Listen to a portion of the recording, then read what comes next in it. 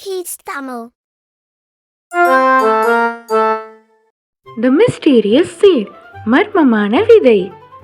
ஒரு ஊரில் ஒரு ராஜா இருந்தார். அவருக்கு ரொம்ப நாளாக உடம்பு சரியில்லை. அதனால் சீக்கிரமாக ஒரு நல்ல ராஜாவா, நேர்மையான ராஜாவா தேடணும். அப்போ இந்த நாட்டை அவர் நல்லா ஆட்சி பண்ணுவார் அப்படின்னு நினச்சாரு. உடனே மன்னர் அந்த நாட்டில் உள்ள எல்லா ஆண்களையும் வர சொன்னார். அவங்க எல்லார்கிட்டையும் ஒரு விதையை கொடுத்து ஒரு வருஷத்துக்கு அப்புறம் வர சொன்னார். அவங்க வரப்போ அந்த விதை முளைச்சு நல்ல செழிப்பான செடியாக இருக்கணும்னு சொன்னார்.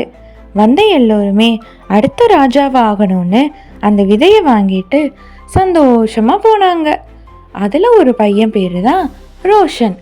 அவன் அந்த விதையை தூவி விட்டு தண்ணி ஊற்றினான்.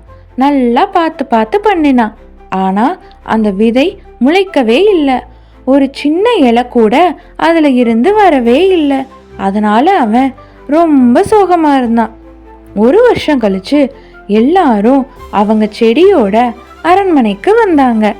ரோஷன் எல்லாரோட செடியையும் அவனோட செடியையும் பார்த்து நம்ம செடிக்கு மட்டும் ஒன்றுமே இல்லையே, செடியே முளைக்கலையே அப்படின்னு சொல்லி கஷ்டப்பட்டான். அப்போ ராஜா எல்லாரோட செடியையும் பார்த்தாரு. அப்போ அங்கே ஒன்றுமே இல்லாமல் நிற்கிற ரோஷனையும் பார்த்தாரு.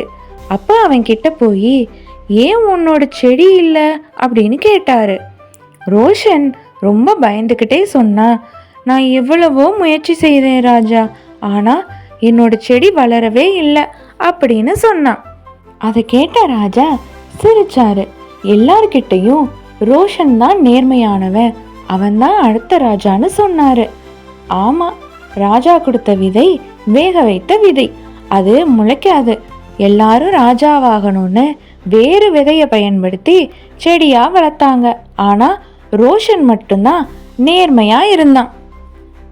Moral of the story: Honesty make you sublime. நேர்மையே ஒரு மனிதனை உயர்ந்தவன் ஆக்குகிறது.